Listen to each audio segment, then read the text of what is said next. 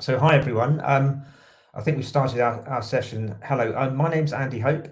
I'm from the National Film and Television School, where I run a one-year diploma in cameras, sound, and vision mixing, which I'll come on to more in a moment. But I'm just going to start off by explaining a little bit about myself, how I got into the television industry, and a bit about how to get into the TV industry generally, and then I'll talk more about the course that I run at the National Film and Television School.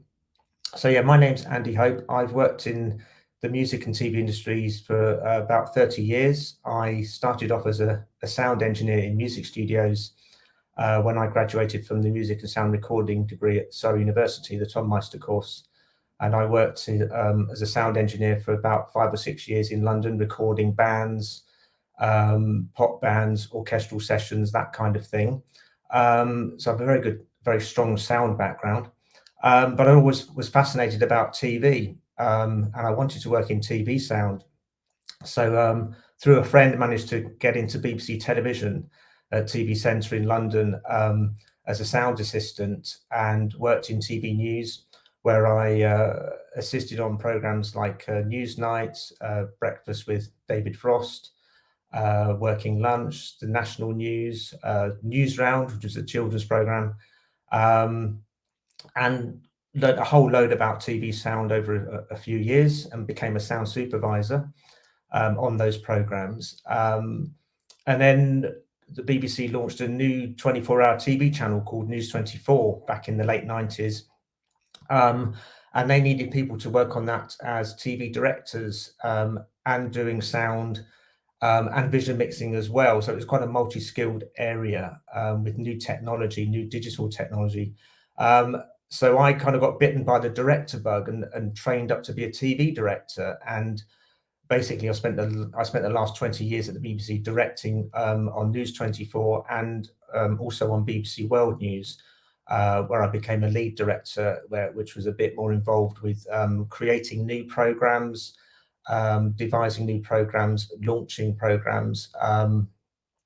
BBC TV, its news centre moved from Shepherd's Bush into central London about 8 years ago. So I became involved in organising all those new programmes and relaunching them in our new building at the new broadcasting house in central London. So a bit of a mixture of stuff over the years. So obviously you're here to find out how to get into television, and what the areas I've worked in and what I deal with at the National Film and Television School is working in TV studios, which are multi-camera studios doing shows such as sports shows, entertainment shows, quiz shows, chat shows, music shows, that kind of thing. So I'm just going to bring up a keynote now, which is going to explain a bit more about working in a TV studio in general, what the different roles are, because a lot of people, when they think about working in TV, they think about the obvious roles like being a presenter, a cameraman, or a sound engineer, or a producer. But there's a whole load of other roles in the industry that you can get into and then work your way around, as I did. I started in TV sound and then moved across into directing. So there's different routes you can take. So I'm just going to hopefully share my keynote with you. Let's give it a go. So there we go. So television production. So in a TV studio, you have what's called a gallery or control room, where there's a number of different people that work in there. Obvious person is a producer that would have been working with the production team in terms of devising the program, putting it together, the content of the program, what it's going to be about, getting the crew, hiring the right crew. The director that sits in the studio, who's actually directing the program, telling the camera crew what shots they want, telling the presenter what cameras to look at. So that's a fairly obvious role. There's someone called a vision mixer. You can just see in the picture there, there's someone sat at a desk with loads of buttons and sliders on. That person is operating a vision mixing desk where they cut different camera shots to go out on the output. So they're kind of like the last person in the chain of what goes actually on the telly. there's a sound mixer sat in another control room next to this control room. So they're operating the sound desk, controlling the different audio levels. There'll be a lighting director sat in another little control room off to the side of this one, who's obviously controlling all the different lights in the studio. There'll be a script supervisor who has worked with the producer and director to put all the different scripts together that the presenters read and that the camera crew follow, so they follow the format of the program. There'll be a prompter operator or auto cue operator. So they're operating you may have seen it on TV where the text scrolls up the screen as the presenter's reading it. That's the prompter operator doing that. There'll be a graphics operator who will be operating any sort of full frame graphics that may go out on the output. An EVS operator, basically a VT player, they're playing different video clips into a program. So there's a whole load of people there. A RACS operator, that's someone who's operating the vision control that comes out of the cameras in the studio. So that's in the actual control room area. Then on the studio floor, as you can see in the picture, you've got a number of different people. You've got people operating boom microphones there, they're called Fisher booms, which are long sticks with microphones on the end. On the studio floor, there'll be a floor manager, so they're looking after the whole crew and the presenters, making sure everything goes to plan. They'll have an assistant.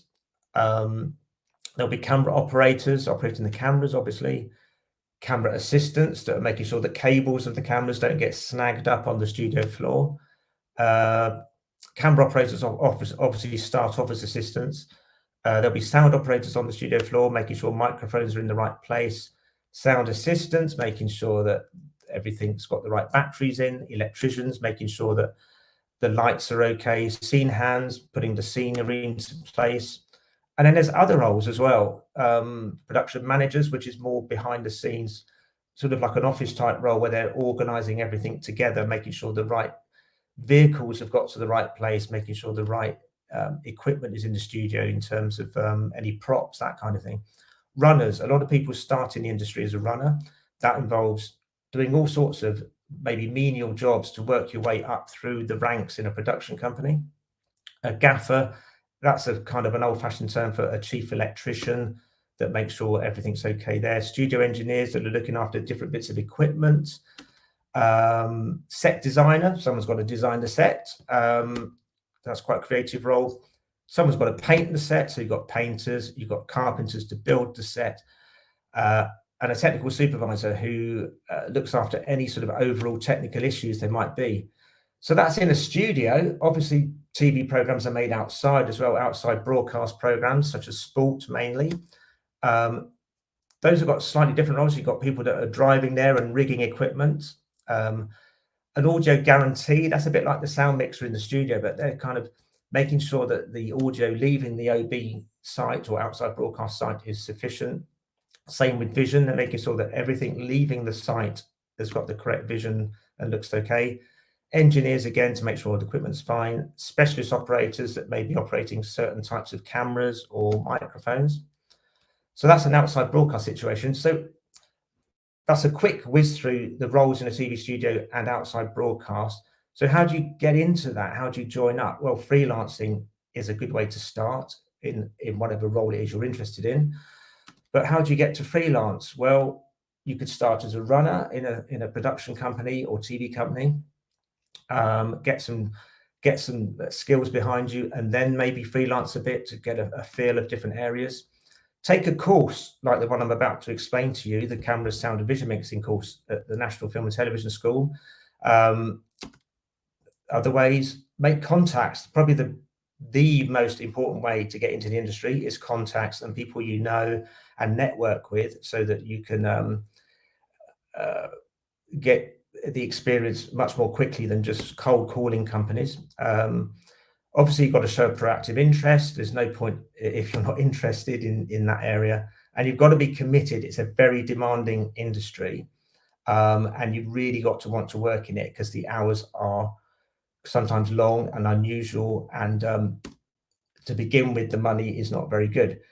So that was a quick whiz through general TV. So the course I run at the NFTS is called Camera, Sound and Vision Mixing. That's the overall diploma, but within that you specialize in either cameras, sound or vision mixing. These are the three main areas of making a TV program in terms of what are called craft skills. I'm just going to play you. Good. Just going to play you a video. Near the end of the course, the students go down to Sky Studios because the course is run in conjunction with Sky, and they spend a couple of weeks down there doing some big shows. It's like the culmination of the course. So I'm going to show you this now to give you a flavour of kind of what students do towards the end. Look, take one. Okay, Fergus, we're coming to you in 5, 4, 3, 2, 1. And cue. 0. Stand by for 3 great musical performances. It's earlier. Run BT. So you can hear the director there calling the shots. You can hear loads of other people in the gallery as well. You'll hear a script supervisor counting down to various things. Cue and mix. Welcome! We start today's musical journey with a London-based singer-songwriter capturing the sound of the new generation. Please welcome electronic pop artist July Jones with her first single, Jump in the Water. Mixing to 4 slowly. That's it, go 4. Very nice. Easy 4. Neighbour. 1, 2, 3, 4. Okay. 7. Lose it. Elevation 2.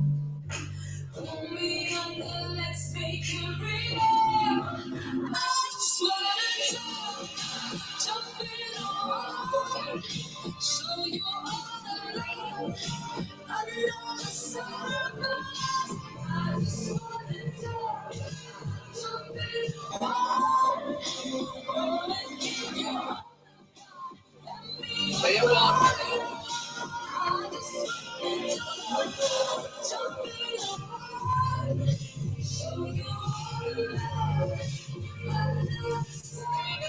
Into 2 and 2. Up you go.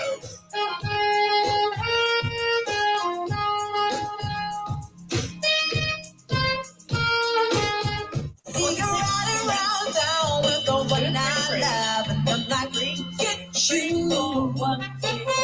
That's the change in my pocket. One down, I'm like, get you. And for Two, three, four. if I was richer, I'd still the There you go. There you go.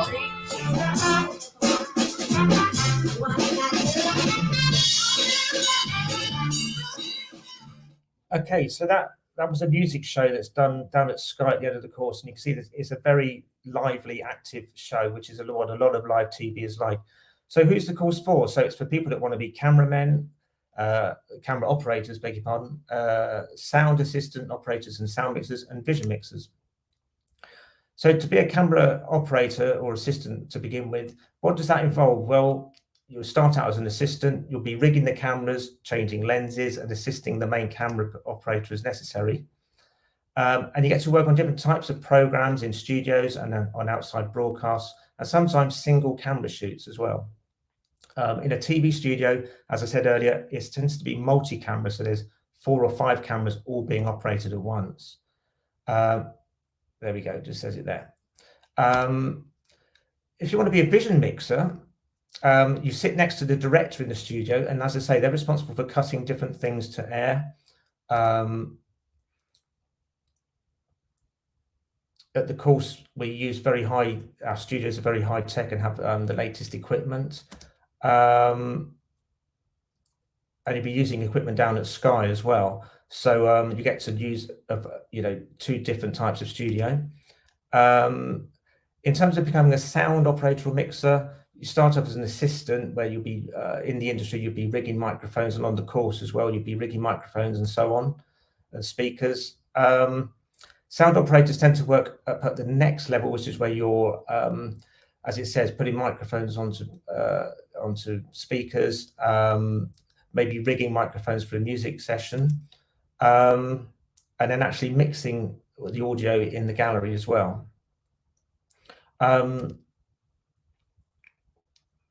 So the course I run at the school, we focus on mainly entertainment programs. So it's game shows, music shows, chat shows, and we do a bit of situation comedy as well, all taught by professionals in industry. So the overview starts in January, and the first few months is sort of learning the basics of the craft and technology. In the summertime, it's more extended on practicing all the different skills you've learned with actual studio sessions. And then towards the end, as you saw with that video, you go down to Sky and do some more advanced programs. In the summer, you do 6-week placements at Sky Studios. I'm just conscious of the time, so I'm just going to try and whiz through a bit of this. The first few months of the course is more basics of TV. There's some studios familiarization, a bit of classroom stuff, learning technology fundamentals with an exam at the end of it. So that's to sort of learn you more, to sort of learn the more academic side of things. Module 3 is back in the studio again with more practical sessions. And then there's an essay that you start there as well. This is a quartet we recorded. I'm going to whiz through this because this is, I'm conscious of the time. So this is a quartet that was recorded on one session a few years ago. Coming back to the middle of the course, so this is more intensive studio sessions, a bit more of an in-depth look at technology, and you do 5 shows with another course called the TV Entertainment course, where the people on my course get to crew the programs that the TV Director course are running. Then you do a 6-week placement at Sky. That's incredibly valuable, good experience and good way to make contacts. Then towards the end, there's the advanced exercises down at Sky again, visits to BBC Studio Works, working on the TV course's graduation shoots, bit of outside broadcast experience, and then completion of the essay. Okay, Fergus, here we go. Oh, very quickly show you this. 4. So this is what it looks like in the gallery if you're a vision mixer or a director, and you're looking at the main output and the different camera shots that are available to cut to air. How do you get on the course? Cameras, you need a knowledge of photography, a good eye for detail, and also we like you to provide some photographs with your application. No videos. If you want to be a sound, you want to go into sound mixing, an interest in sound recording, knowledge of microphones and patterns, polar patterns. We'd like you to supply a recording of something you've mixed or recorded, or a link to something that you like. And for vision mixing, ideally you would have done a broadcast degree already somewhere like York University or a similar place where you would have had some experience of vision mixing something. And that's it. Well, that was very quick, so I'm just going to exit that now. Find the right button. Stop sharing. There we go. Right, so who wants to start? Rachel, how are we going?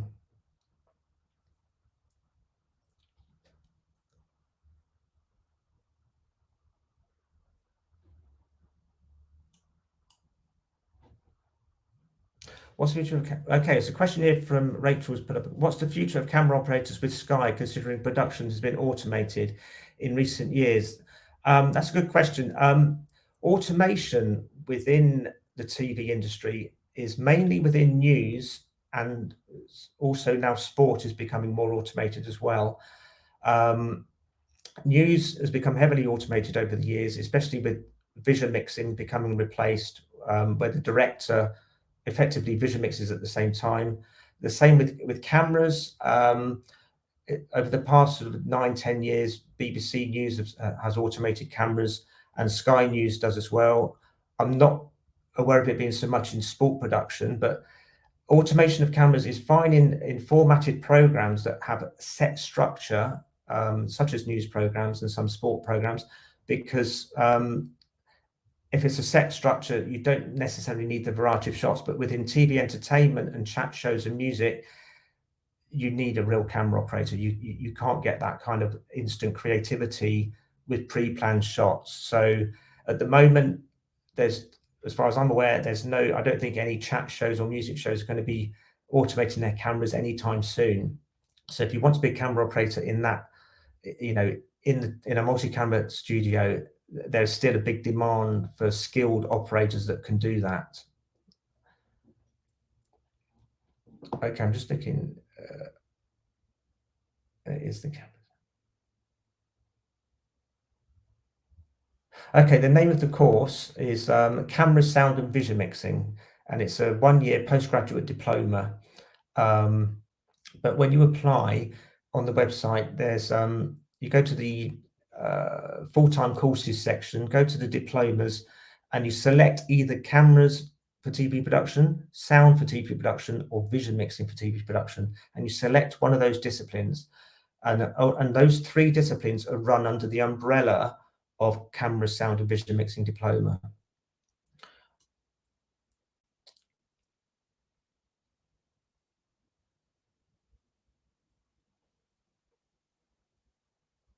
I'm just scanning the questions here. Any advice how to, okay, someone's asking the question here, any advice for how to make your applications stand out?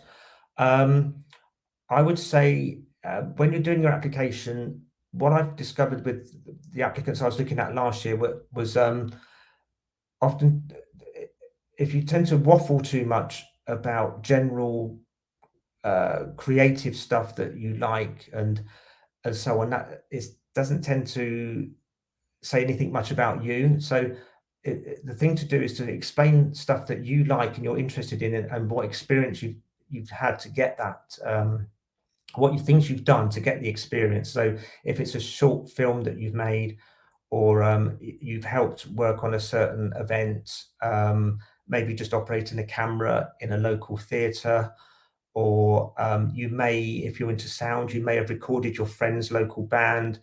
So yeah, I would avoid lots of fancy waffle about TV, because I tend to glaze over it, and I want to see what people want to see, some passion there about what you actually like doing, and demonstrate that you've had some experience of that, and not just simply, you've got to want to get into it, but it's about showing some proactivity in trying to learn a bit about what you want to do. Do you offer scholarships to pay for the fees? Yes, the school generally, with diplomas, postgraduate diplomas, you can't get financing from student finance as you can with an MA or a master's degree. So you have to fund it yourself, but the school does offer some help towards that. If there's some forms you can fill out. I think it's means tested, so they will assess your situation, and you can get a certain amount of money towards the fees. I think Rachel just put a link there as well to that. Someone's just put a question: what is required to get into the music industry as a camera operator or sound engineer? Okay, that's quite broad. So to get into the music industry as a camera operator, okay, so there's 2 areas there. There's music. As a camera operator, you'd be doing a camera or maybe music shows, which are done in a TV studio, a bit like Top of the Pops would have done years ago, or maybe your music. There's no actual sort of music shows like that anymore. Certainly not the BBC. Or there'd be music camera operating in terms of live events. A lot of live music events require skilled camera operators for doing concerts, such as obviously big live bands playing, or orchestral events at the Albert Hall, that kind of thing. Getting into the music industry as a sound engineer is slightly different. There are music studios you can work in. It's not there aren't as many as there used to be years ago. So you could train on a course such as a specific course for sound engineering. But if you wanted to work as a sound engineer on music TV shows, then probably the course I run would be more suitable for that. Jules Holland, yes, well mentioned. Jules Holland, Later with Jules, is obviously a great TV show for both as a sound engineer and as a camera operator. That's a creative show.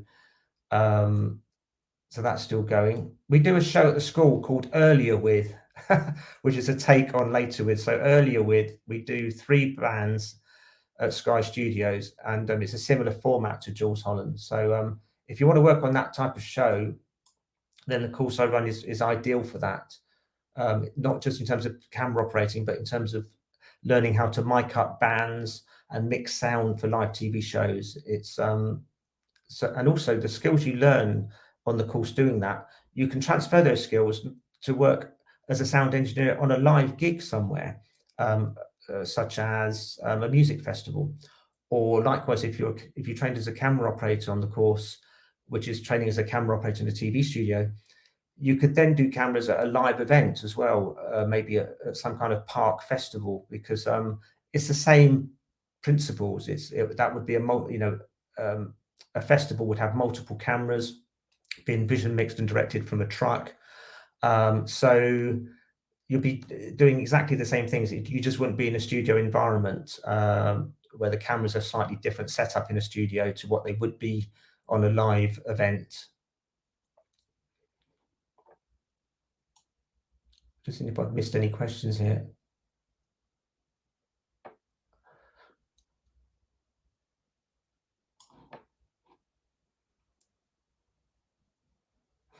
We're going to be organising, there's going to be a general open day on Saturday the 26th of March, where you can come to the school and we can actually show you the facilities.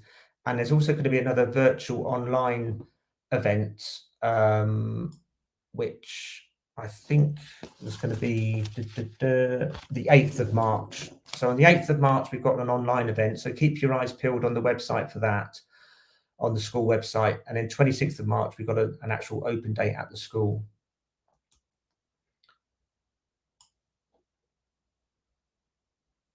There was a question here.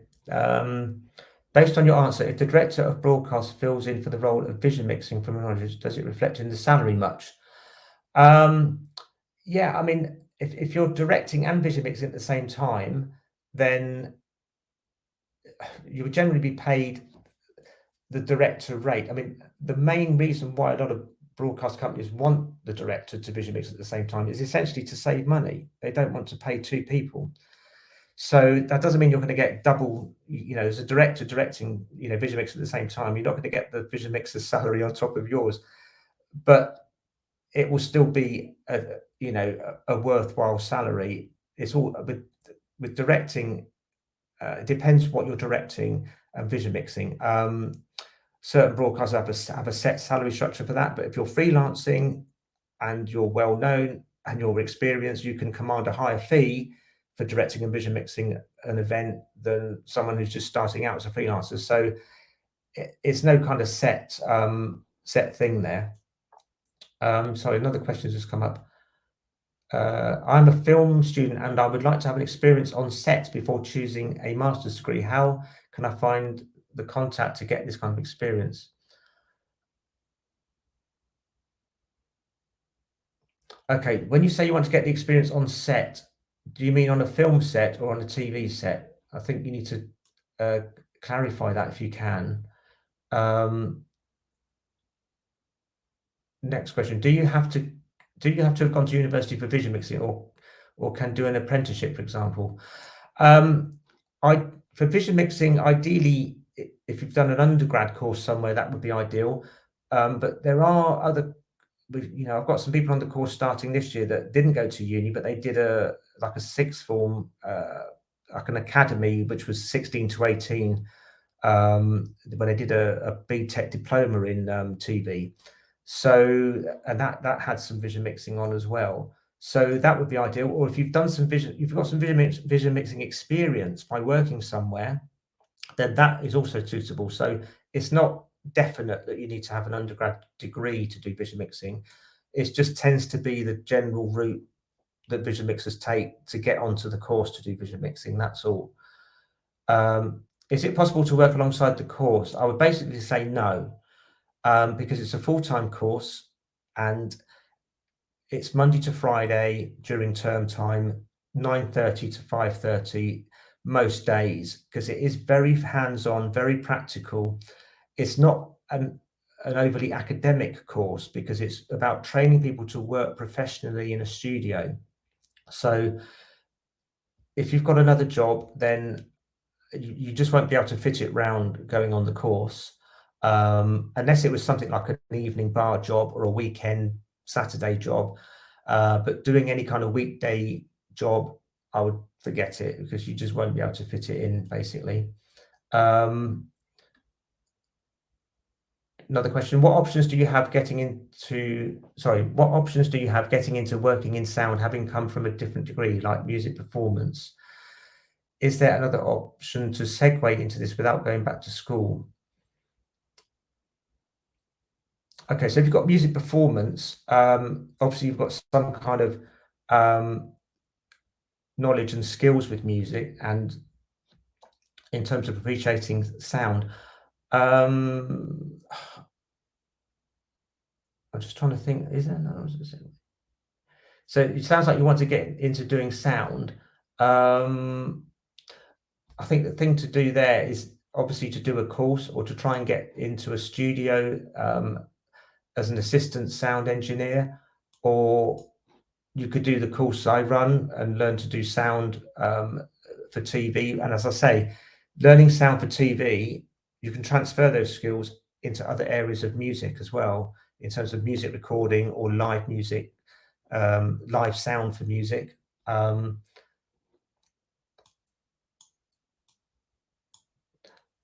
Back to the guy who asked me about getting experience on a set. Both experiences we went to have. I'm interested in film sets though. Interested in film sets, I would contact film companies like Pinewood and see if there's an opportunity to go down there and have a look around and ask if you can spend an afternoon on a set, seeing what happens, and basically just email and contact all those kind of film studio locations, because that's the best way you're going to be able to get some experience there, or meeting some people that work in that area. How do you meet those people?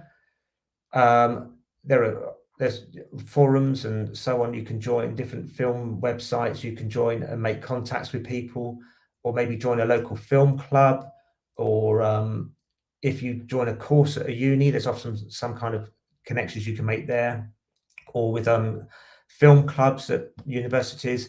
It's all kind of like stepping stones to making contacts with people, and eventually meeting someone that can say, hey, yeah, if you want to come down and watch this film being done tomorrow, great, come along. Another question's come up here. If you have experience working in recording studios and stuff. Oh, that was it. Oh, hang on. Oh, yes, back to that one. I don't know what she means there. I've got another question there. Is there an age group that's specific to the course? Like, would you be able to go after a level 3 BTEC course, or would you be able to go after your university? There's no age limit as such. So you can, if you've done a BTEC course and you finish that at 18 or 19, and it's appropriate kind of course to join this course, then that's fine. If you've done an undergrad where you're finishing at 21, 22, that's fine. And we sometimes take on people that maybe a little bit older than that have maybe worked in industry for a while as a camera operator, but just want to, they maybe felt they didn't learn it properly to begin with, and they want to just kind of hone their skills and do the diploma to sort of get better at the craft they're already doing. So yeah, there's no specific age on entry. But it is a postgraduate degree though. So ideally an undergrad is good to have, but it depends on what experience you've got and what other courses you've already done, and how passionate you are about doing it. Because one of the key things about working in TV, as I said earlier, it can be very strange hours and long hours, and sometimes really rubbish pay. And if you're not committed and really want to do it, you've really got to want to work as a cameraman or operator or sound engineer, because if you're not really passionate about it and want to do it, then you will very quickly get disillusioned with it and think, oh, this isn't for me. When I started as a music engineer years ago, I would sometimes work for 3 or 4 weeks solid without a break, doing 14-hour days. Now that was absolutely killing, obviously, and it's probably illegal now. But that was the kind of commitment you needed to, because that's the way the industry was. And it's not so much like that now, but if you're working on a TV program like Strictly Come Dancing, then those are very long days, very intense. And if you've not got the stamina for that, then you might want to think twice about if that's the sort of thing you want to do. Whereas other types of programs will be maybe a shorter day, but generally in TV, a 10-hour day is quite standard, whether it be news or sport or working on a entertainment show, a chat show, often working late at night as well. You could be finishing at 1 in.the.morning and then finding you've got to get your own way home back to wherever you live. So these are all things you need to think about. So that's not the not so good side. But the plus is that you're doing a job that you love. So, if you want to be a camera operator on Strictly Come Dancing or the Graham Norton chat show, then the trade-off is that there's that slightly unusual lifestyle that goes with it. But that's because a lot of these programs go out on TV late at night, Later with Jules, Graham Norton chat show, they're on air when everyone's sat at home eating their dinner. And you're not, because you're making the program, basically. So yeah.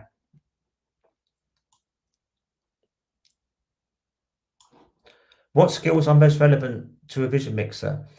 So being a vision mixer, if you want to be a vision mixer, I would say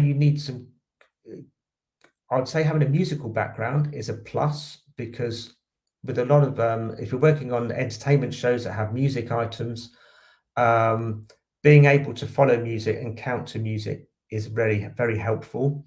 I think having a good eye for feeling when something is right, when you're looking at a picture, looking at an overall output of something, getting a good feel for action in a sitcom or action with presenters on set, when someone's going to speak, getting that feeling of when someone is about to say something, anticipation,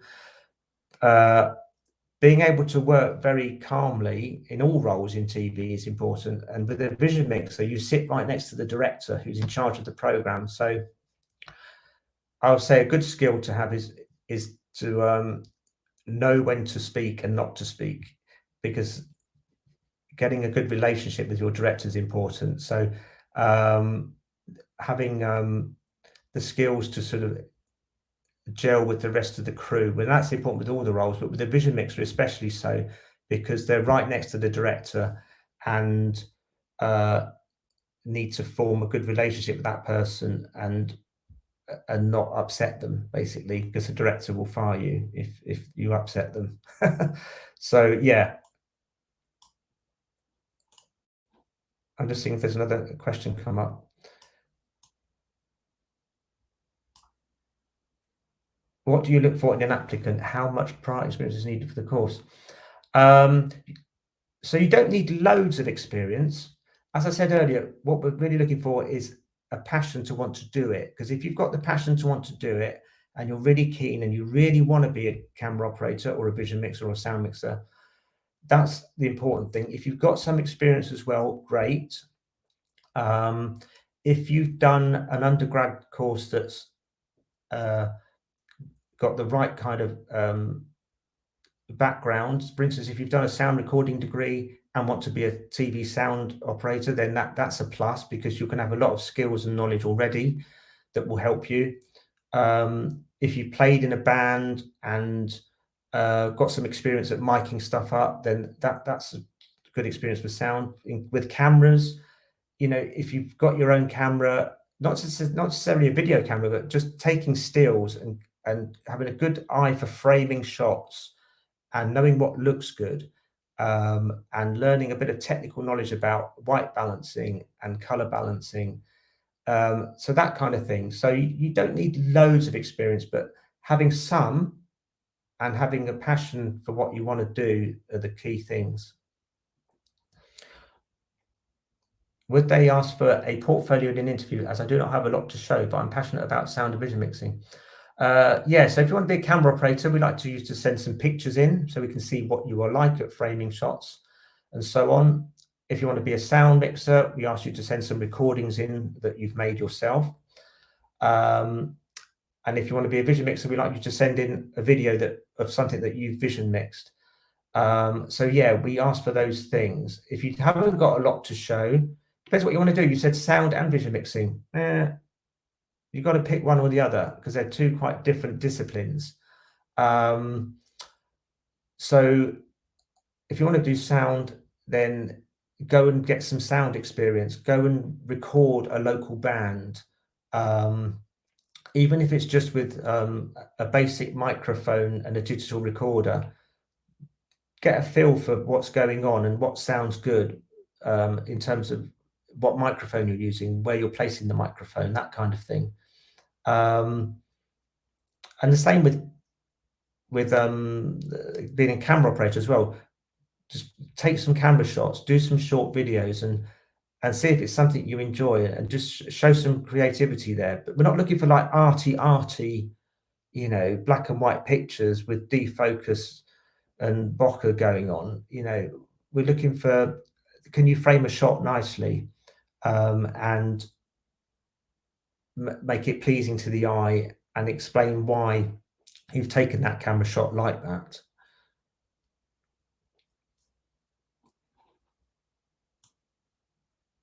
Just seeing if there's any more questions popping up. If I've not answered the question how you wanted, just put it up again.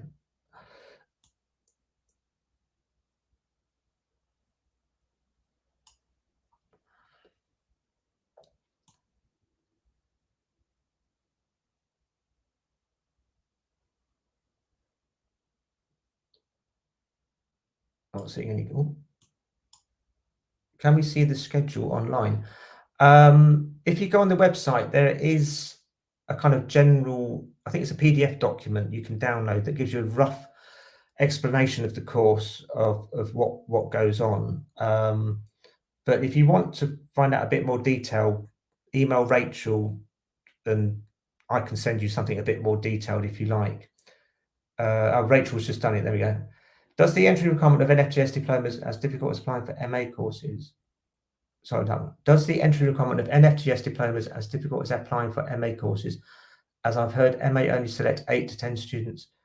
In terms of difficulty, I mean, on my course, it's about 9 or 10 is the maximum. So that's about 3 or 4 camera operators, 3 vision mixers, and 2 or 3 sound students. So it's not massive numbers. So you get very, you know, sort of one-to-one tuition almost. And the entry requirements for the diploma is probably similar to the MA, either having an undergrad degree or, if you haven't got an undergrad degree, some kind of relevant experience. So it's probably about the same difficulty to get onto the MA as it is for the diploma. Where's the NFTS based? It's in Beaconsfield, just outside London. Oh, Rachel's just done that. On average, how many applicants do you get and how many do you take for each department?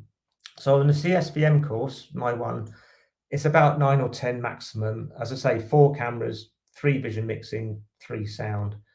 On average, how many? Yeah, so that's about how it works out roughly. We get about, last year I had about 22 applicants and I've got 7 people on the course. So it's, you know, people do get rejected if I feel they're not suitable. And sometimes people, I offer them a place on the course and they end up turning it down because they get a job, which is fine, because if you get a job in the industry doing what you want to do, then, you know, hey, you know, you've got to start somewhere. What kind of roles do you like to do? What, me personally? I think sound is probably one of my favorites. There's a question here. I don't have any more questions at the moment, but if one comes to our minds later, can we message you? Yeah, if you contact Rachel, she can ping it my way. So yeah, I mean, I hope that's given you a good overview. We've kind of rattled through stuff, but if you contact Rachel with a question, if you want to ask more, then she can ping it my way. and I can answer more stuff, because it is, it's a massive industry and there is a lot to learn, and it is quite difficult to know where to start and how to get in. So yeah, it's but contacts is one of the biggest things, I would say. I got into TV through a friend I went to uni with, and it can be just lucky like that. But by doing a course, that's where you meet the same people, where you meet people that have got the same interest as you. So when you leave, you go off into the similar areas, and then you can network with each other to get jobs later on. And you'll be surprised at how often you ring up a friend you went to college with years ago. So even though, these courses cost money, but a 1-year diploma like the one I run, it's such a massive stepping stone to get into the industry. And the 6-week placement we do at Sky, I don't know of any other course that offers that. So that's very useful and gives you more contacts and experience. So it's the good stepping stone to get into the industry. I think it's a bonus to have a course like the Cameras Sound Vision Mixing Diploma course behind you. It's an extra bonus to get you on the ladder, as opposed to starting off completely cold with no contacts. Does the NFTS take all applicants that fit the profile of the course, or is there a closed number of students per course? There is a closed number, yeah. So if I had like 8 camera students that would all be ideal, I can only take 4 maximum, 5 at a push. Vision mixers, I can only take 3 maximum. So it has to be the best 3 applicants.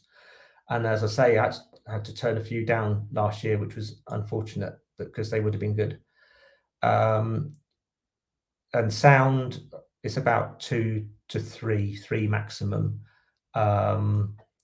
And tend to get less sound applicants than the others. I don't know why, because TV sound is fantastic. It's recording live bands. If you're into that sort of thing, some of it's going to be a little bit more mundane. If it's a chat show, you're just miking up 3 presenters, so that's not quite so interesting. But sound is one of my main backgrounds, so I'm going to say sound is great. A camera operator background would say, oh, cameras is great. But all the roles are great. Live TV is fantastic. It's such a buzz when you go on air, and you've worked all day up to the point where you're going to go on air with a show, and then you come off air, and it's a great feeling. And you kind of think, yeah, that was a good show. Sometimes it's a bad show, in which case you go home and crying to your pillow, and then you get up the next day and you try and do a better one. So yeah, it's I'd highly recommend it. What's another one? If you had worked on a TV show, which one was the best to work on? Crikey, I'll say the best one that I used to work on, I think, was a program called Breakfast with Frost years ago, because there was lots of different guests, and sometimes some high profile guests, and sometimes a music item as well. So that was always interesting to do. Oh, hang on. Jamie O'Neill.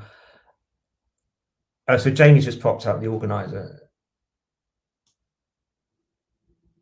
I think Jamie's ending the session, is it? Oh, it's 3:05. I think the sessions all run quite strictly, one after the other. Just seeing if there's any more questions popping up. Oh, here we go. In terms of sound bots, I'm aware they are like gold dust. What I do wonder is whether you think there is a balance between genders with the sound arena. There's more women getting into sound now. The course last year I run had a female sound student who was really good. Where I've worked before in TV sound, there was quite I'd say about almost 50-50 of the sound operators at BBC News TV News were female. So yeah, there's more girls getting into sound now, and why not? It's just there's and also with camera operating as well, all the roles. Vision mixers over the years have generally been a bit more has attracted females more for some reason. I don't know why. And sound and cameras has generally attracted men before, but it's evening out quite a lot now, I think. And yeah, I'd go for it. If you want to do sound, go for it. There's lots of women doing sound in the industry now, in TV and in film. I mean, I concentrate more on TV, but yeah, I'd go for it.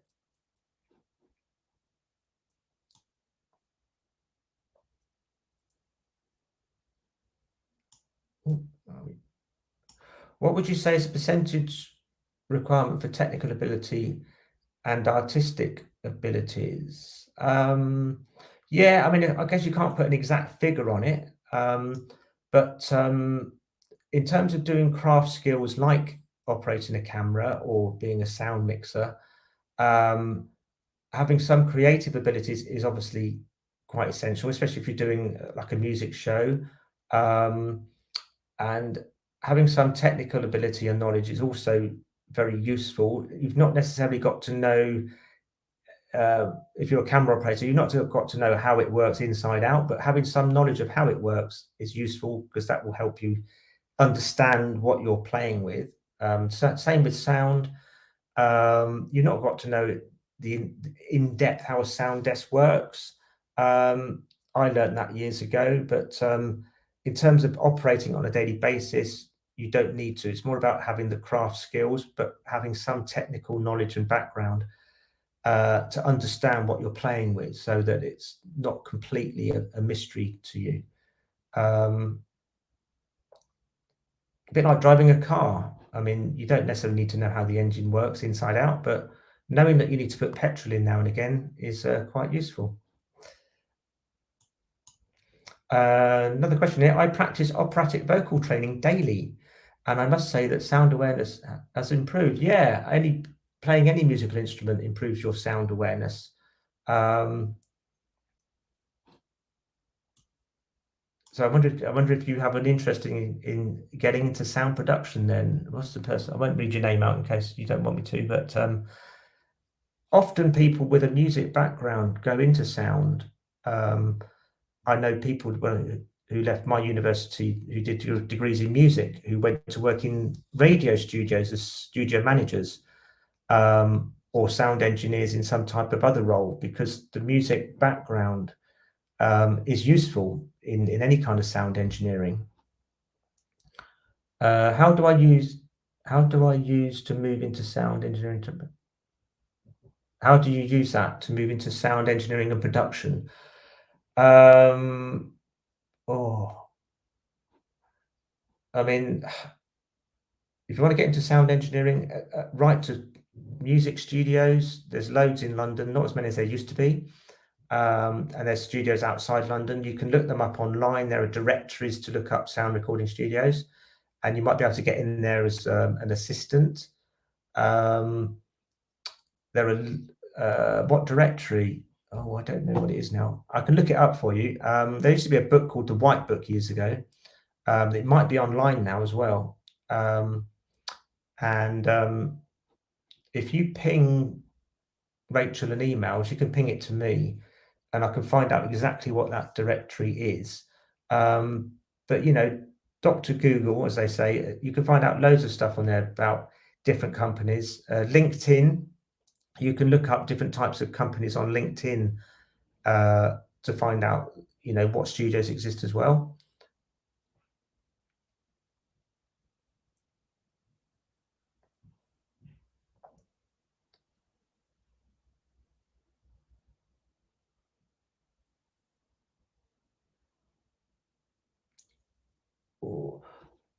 What is Rachel's email? She'll probably put that on the screen now. I think it's Rachel, or was it rphelan? Yeah, rphelan@nfts.co.uk. I'm on LinkedIn, yes. Are you on LinkedIn? Oh, here we go. As a deaf person, sound has definitely improved as I do not need subtitles as much, though it does still help as some actions. Yeah, I find sound productions sometimes you can't hear what the actors are saying these days because they mumble so much. It really drives me mad. But it's been a big thing recently about actors not speaking clearly enough. So I don't know whether that's a sound production issue or actors just not giving it enough welly. I have a texty science and technology and design background. We need to wrap, Jamie's saying. Right. I think we'll have to leave it there. Okay. I don't know who's in charge of stopping this. But basically, I think we need to call it a day there. And if you've got any more questions, then ping them over to Rachel. Okay, guys, thanks ever so much. I hope that was interesting. That's the first time I've done that, so I hope you enjoyed it.